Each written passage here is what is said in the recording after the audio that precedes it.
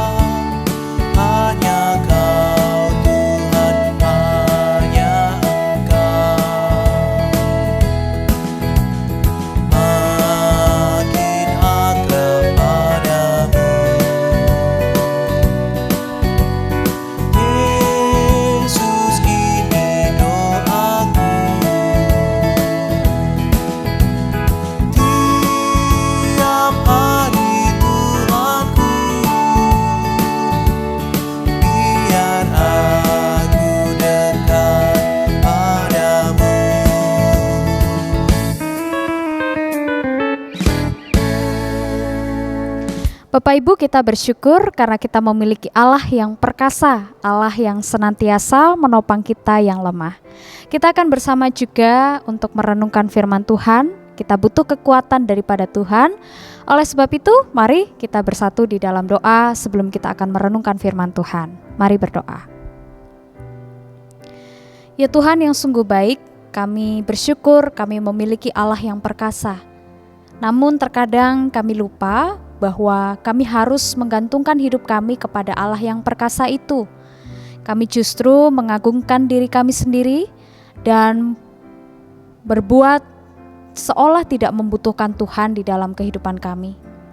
Kadangkala kami juga tahu bahwa kami ini terbatas, lalu kami merasa tidak layak untuk mengandalkan Tuhan di dalam hidup kami.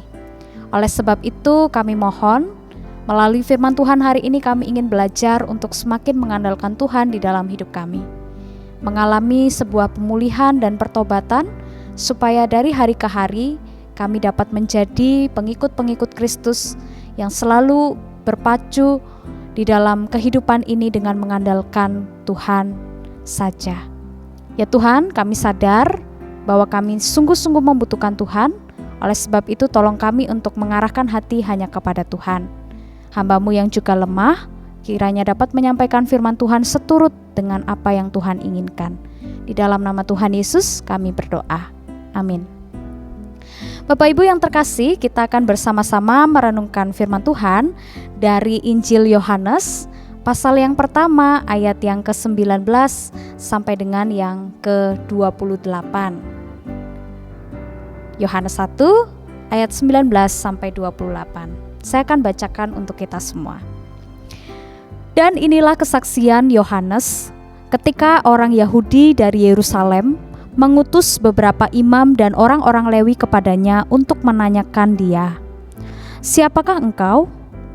Ia mengaku dan tidak berdusta, katanya, "Aku bukan Mesias." Lalu mereka bertanya kepadanya, "Kalau begitu, siapakah engkau?" "Elia?" Dan jawab Yohanes, "Bukan." "Engkaukah nabi yang akan datang?" Dan ia menjawab, "Bukan." Maka kata mereka kepadanya, "Siapakah engkau? Sebab kami harus memberi jawab kepada mereka yang mengutus kami. Apakah katamu tentang dirimu sendiri?" Jawabnya, "Akulah suara orang yang berseru-seru di padang gurun. Luruskanlah jalan Tuhan, seperti yang telah dikatakan Nabi Yesaya." Dan di antara orang-orang yang diutus itu ada beberapa orang Farisi. Mereka bertanya kepadanya, katanya, "Mengapakah engkau membaptis jika engkau bukan Mesias, bukan Elia, dan bukan Nabi yang akan datang?"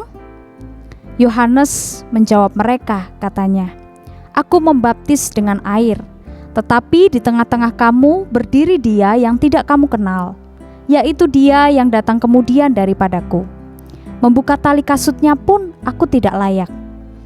Hal itu terjadi di Betania yang di seberang Sungai Yordan, di mana Yohanes membaptis. Sedemikian jauh pembacaan Alkitab kita pada hari ini. Bapak Ibu yang dikasihi oleh Tuhan Yesus Kristus, biasanya manusia jatuh pada dua ekstrim dalam bersikap di dalam kehidupannya. Nah, kalau saya boleh katakan, ada biasanya manusia yang ketika bersikap, berelasi, atau melakukan sesuatu tindakan di dalam kehidupannya jatuh pada ekstrim sombong atau ekstrim terlalu memegahkan dirinya sendiri, merasa punya pengalaman, merasa punya kehebatan, merasa punya keterampilan, atau dikenal oleh banyak orang, sehingga hal itu membuat ia lantas menjadi orang yang saya patut nih kalau dianggap sebagai orang hebat, atau biasalah kalau orang memuji saya, wong memang kenyataannya saya hebat. Nah, seberapa banyak dari antara kita yang mungkin pernah melakukan hal yang sama? Entah itu mungkin di dalam keluarga, ya keluarga besar mungkin ya. Ada saudara-saudara kita yang kita lihat mungkin biasa saja, gak lebih hebat dari aku. Aku nih sudah membanggakan orang tua seperti ini dan seperti itu, sudah bisa memberikan ini dan itu. Atau mungkin bersikap superior. Aku ini lebih banyak pengalaman dari kamu anak kemarin. Kamu aja mungkin belum pernah mengalami hal yang sama seperti yang aku alami. Atau mungkin dalam hidup ketika kita bekerja, di tempat kita dimanapun melayani atau bekerja. Wah, bisa jadi mungkin kita pernah berpikir, saya ini senior, saya ini lebih hebat, saya lebih tangguh, atau lain sebagainya. Atau yang junior juga bisa bersikap sombong. Misalnya, saya ini lebih up to date loh pengalamannya atau ilmu-ilmunya dan lain sebagainya. Sehingga saya perlu merasa untuk dihormati atau merasa perlu untuk dihargai oleh orang lain. Dan bahkan mungkin dalam kehidupan bergereja kita, pasti kita mungkin banyak menemui hal itu. Tidak usah melihat orang lain, mari kita lihat dari dalam diri kita sendiri. Apakah kita jatuh pada ekstrim, ingin dibanggakan, ingin dihormati, dihargai, dan lain sebagainya. Nah, itu sikap orang yang pertama, jatuh pada ekstrim, merasa hebat, lalu perlu untuk dihargai oleh orang lain. Tapi ada juga jenis-jenis manusia yang kedua, yang mungkin saya juga melakukan, Bapak Ibu semua melakukan, adalah ekstrim ketika manusia terlalu merasa dirinya lemah atau merasa dirinya terbatas, sehingga ketika diminta untuk melayani misalnya di gereja, lalu merasa saya gak mampu, saya gak bisa, saya itu gak bisa apa-apa, saya cuman bisanya jadi penonton sajalah, gak perlu melayani Tuhan di gereja. Atau mungkin dalam keluarga, saya ini kecil, saya tidak bisa, saya tidak berpengalaman, maka saya tidak mau melakukan tugas-tugas atau membantu keluarga besar. Dan di tempat pekerjaan pun juga sama, ya dimanapun kita berada. Jadi manusia punya dua ekstrim sikap atau tindakan kadang-kadang, dan tidak seimbang di antara keduanya. Satu, merasa diri terlalu hebat, tapi bisa juga manusia menjatuhkan dirinya pada ekstrim terlalu lemah atau tidak bisa berbuat apa-apa. Nah, Bapak Ibu yang dikasih oleh Tuhan Yesus Kristus, dengan ekstrim-ekstrim yang seperti ini, kadangkala kita menutup karunia Tuhan. Kadangkala kita menutup cara Tuhan bekerja melalui diri kita. Karena yang kita utamakan adalah diri kita sendiri. Oh, saya nggak bisa kok, lagi-lagi saya. Atau oh, saya yang hebat kok, lagi-lagi saya. Pada akhirnya kita tidak memberikan ruang kepada Tuhan untuk bekerja melalui kita. Nah, hari ini Injil Yohanes menjelaskan sebuah kisah tentang kita. Ada seorang yang bernama Yohanes Pembaptis. Ia sudah dinubuatkan dari zaman dulu oleh para nabi bahwa ia akan menjadi orang yang meluruskan jalan bagi Tuhan, mempersiapkan jalan bagi Tuhan. Nah, kalau dari ekstrim ini kita bisa melihat ceritanya. Oh, Yohanes itu terkenal di mana-mana. Siapa sih yang tidak kenal Yohanes? Dia memberitakan dengan lantang suara kebenaran tentang firman Tuhan. Dia mengatakan hal yang baik, yang benar melalui tindakannya. Dan dia juga menjadi orang yang sangat-sangat hebat dalam setiap pemberitaannya atau pelayanannya. Tentu kalau Yohanes mau jatuh pada satu ekstrim, ya, merasa sombong atau merasa patut dihargai, tentu bisa. Bahkan dia punya peluang untuk dihargai, dihormati, bahkan dianggap sebagai orang yang penting. Nah, kita bisa melihat ya, tadi orang banyak bertanya kepada dia, apakah kamu Mesias? Oh bukan, saya bukan Mesias. Kalau Yohanes mau mengambil peluang bahwa dia mau dianggap sebagai Mesias, bisa jadi. Karena pengikut Yohanes saat itu sudah sangat banyak sekali dan orang banyak sudah istilahnya mungkin ngefans gitu sama Yohanes. Mungkin Yohanes punya kesempatan itu, tapi Yohanes tidak mengambil peluang itu untuk meninggikan dirinya sendiri. Dia ingat bahwa ada satu pribadi yang lebih perkasa yang harus dihormati dan dimuliakan. Nah, kedua, orang bertanya, apakah kamu Elia? Apakah kamu Musa? Oh bukan. Kita mengenal ya, kalau Elia dalam tradisi Yahudi dan juga Musa dalam tradisi Yahudi dikenal sebagai nabi yang sangat-sangat hebat dan salah satu nabi yang besar. Bahkan dalam transfigurasi atau penampakan Yesus, di sana yang muncul adalah Elia dan juga Musa. Ditanya Yohanes, apakah kamu Elia? Apakah kamu nabi-nabi? Oh, jawab dia, bukan, saya bukan nabi. Nah, Bapak Ibu, kita bisa mengambil sebuah contoh dari Yohanes. Kalau mau mengambil ekstrim untuk dihargai dan dihormati, tentu Yohanes punya kesempatan itu. Tapi Yohanes tidak mengambil kesempatan itu untuk memuliakan dirinya sendiri. Manusia juga bisa jatuh pada ekstrim yang satunya, merasa diri terbatas atau tidak mampu. Nah, Yohanes tentu banyak keterbatasan, tidak mungkin tidak. Yohanes adalah manusia biasa. Dia juga penuh dengan kesalahan pastinya. Tidak mungkin Yohanes menjadi orang yang sangat-sangat sempurna. Tapi toh ternyata dia mau dipakai oleh Tuhan untuk melayani dan menyuarakan kebenaran. Nah, Yohanes sangat menyadari kerapuhannya dengan mengatakan bahwa oh, saya ini bukan Mesias. Dari situ kita bisa menangkap sebuah sinyal bahwa dia sadar kalau dia itu adalah manusia terbatas. Dia bukan Mesias atau bukan orang yang dinanti-nantikan yang akan bisa membebaskan banyak orang. Dia bukan seorang yang punya kuasa. Dia sadar akan keterbatasan itu. Tapi kesadaran akan keterbatasan itu tidak membuat dia menjadi orang yang minder. Dia mau dipakai oleh Allah sekalipun dia bukan Mesias. Lalu dia juga mengatakan dirinya bahwa dia bukan Elia, bukan nabi. Dia sadar dia bukan bagian dari sejarah sebagai orang yang sangat-sangat terkenal di kalangan orang Yahudi. Tapi di tengah keterbatasannya itu, sekali lagi dia tidak menjadi orang yang minder atau patah semangat atau tidak mau melayani hanya karena dia tidak punya nama. di tengah-tengah orang-orang Israel atau orang-orang Yahudi saat itu. Dia juga mengatakan bahwa akulah suara yang berseru-seru di padang gurun. Suara itu apa sih? Suara kalau tidak ada wujudnya juga ya rasa-rasanya mungkin ya tidak ada tidak ada hebatnya mungkin ya, hanya suara lah, tidak ada wujudnya yang nyata, mungkin tidak punya kuasa tertentu.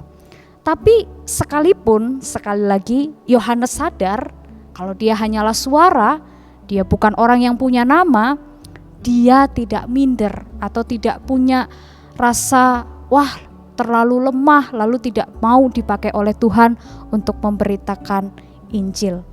Bahkan dia mengatakan aku ini tidak layak. Tapi bukan berarti dia tidak mau dipakai. Sekalipun dia tidak layak, dia mau dipakai oleh Tuhan.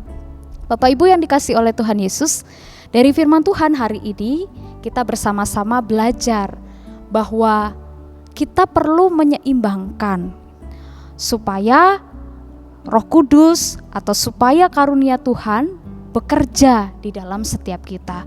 Kalau kita terlalu sombong, maka Tuhan tidak punya tempat untuk berkarya di melalui diri kita.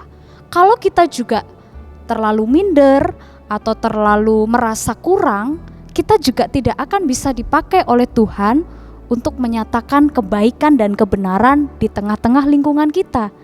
Jadi hari ini kita belajar dari Yohanes bahwa kita perlu untuk memberi ruang, tapi kita juga perlu untuk percaya diri dipakai oleh Tuhan untuk menyatakan kasih dimanapun kita berada. Nah, minggu ini kita sudah memasuki minggu-minggu Advent, minggu di mana kita mempersiapkan akan kedatangan Kristus. Kita mempersiapkan untuk Tuhan supaya hadir di dalam palungan hati kita. Bagaimana cara supaya Tuhan bisa betul-betul hadir di dalam palungan hati kita? Yakni dengan kita membuka diri dan menyediakan ruang bagi Tuhan. Jangan terlalu menutup diri dengan ego kita, tapi juga jangan terlalu pesimis atau merasa diri kita tidak layak menerima Tuhan di dalam setiap hati kita. Karunia Tuhan itu luar biasa. Dia mau bahkan turun dari tahtanya yang megah untuk kita semua yang mungkin tidak layak, tapi dilayakkan oleh Tuhan. Jadi mari di masa-masa Advent ini dengan segala persiapan kita untuk menyambut Tuhan, kita juga mempersiapkan hati dan diri kita, menilik diri kita, apakah kita sudah betul-betul mau dipakai oleh Tuhan yang perkasa itu untuk dipakai bagi kemuliaan namanya, atau justru kita menutup segala akses dengan alasan-alasan yang kita buat, dengan excuse atau dengan apapun yang kita rasa kita tidak mampu untuk menghadapinya. Tuhan memberkati kita semua. Selamat memasuki masa Advent. Selamat mempersiapkan palungan hati kita untuk Tuhan hadir dan berkarya bagi kita semua. Amin. Mari kita bersatu di dalam doa. Ya Tuhan, kami sadar bahwa Tuhan harus menjadi pusat di dalam setiap kehidupan kami. Oleh sebab itu kami tidak ada alasan lagi untuk menutup ruang hati kami karena kami egois, merasa diri kami lebih hebat dibandingkan Tuhan sendiri. Kami juga tidak ada alasan lagi untuk menolak Tuhan berkarya melalui kami, untuk menolak Tuhan karena kami merasa diri kami terbatas. Tapi kami hari ini belajar dari Yohanes Pembaptis bahwa di tengah kelebihan ataupun di tengah-tengah kekurangannya, ia sadar bahwa hidupnya harus berpusat kepada Kristus dan ia mau dipakai oleh Tuhan dengan segala kelebihan dan kekurangannya. Pakailah saya, pakailah kami semua untuk kami dapat menyatakan kasih dan kebenaran di tengah-tengah kehidupan kami. Kami mau dipakai oleh Tuhan dan kami mau digerakkan oleh Roh Kudus supaya kami dapat melakukan apa yang Tuhan kehendaki dalam hidup kami. Kami saat ini ingin berdoa untuk setiap jemaat, untuk setiap saudara-saudari kekasih kami yang mungkin kami tahu masih berjuang untuk menghadirkan Tuhan di dalam kehidupannya. Kiranya Tuhan dapat terus mengajar, Tuhan dapat mengetuk pintu hati mereka, agar mereka sungguh-sungguh mengandalkan Tuhan, sungguh-sungguh memberi ruang bagi Tuhan untuk berkarya melalui diri mereka. Dan kami juga berdoa supaya kami dipakai oleh Tuhan di tengah-tengah saudara-saudari kekasih kami yang mungkin mengalami sakit, saudara-saudari kekasih kami yang membutuhkan penghiburan, atau saudara-saudari kekasih kami yang sedang ada dalam pergumulan, baik itu di keluarga maupun dalam pekerjaan. Kami mau dipakai oleh Tuhan untuk melayani, kami mau dipakai oleh Tuhan untuk menolong sesama kami, supaya sesama kami ini dapat melihat Tuhan di dalam hidup kami. Kami mau jadi kitab yang terbuka, oleh sebab itu tolonglah kami, supaya kami dapat mengembangkan kepedulian dan kasih kepada sesama kami. Ya Tuhan, hari-hari ini kami sadar bahwa masa-masa yang kami lalui adalah masa-masa yang sangat sulit. Kami bergumul dengan banyak hal, tapi kami percaya bahwa Tuhan akan menyertai kehidupan kami. Terkhusus juga bagi bangsa dan negara kami yang masih saja mengalami kesulitan di sana-sini, kami mau dipakai oleh Tuhan sebagai masyarakat yang juga peduli, yang bisa memberikan kontribusi bagi bangsa dan negara kami. Juga buat gereja kami berdoa supaya kami dipakai Tuhan luar biasa untuk melayani Tuhan dimanapun kami berada. Ingatkan kami kalau kami mulai sombong, atau ingatkan kami kalau kami mulai pesimis terhadap kemampuan kami, terhadap apa yang kami miliki yang Tuhan anugerahkan kepada kami. Terima kasih ya Tuhan, inilah doa dan seru kami rindu Tuhan memakai kami di tengah-tengah kami menghayati masa Advent pada minggu-minggu ini. Di dalam nama Tuhan Yesus Kristus kami percaya Tuhan akan selalu beserta kami. Amin. Bapak Ibu yang dikasihi oleh Tuhan Yesus Kristus, semangat berjuang, semangat melayani, berikan diri untuk dipakai oleh Tuhan. Sampai jumpa dalam doa pagi selanjutnya. Tuhan memberkati.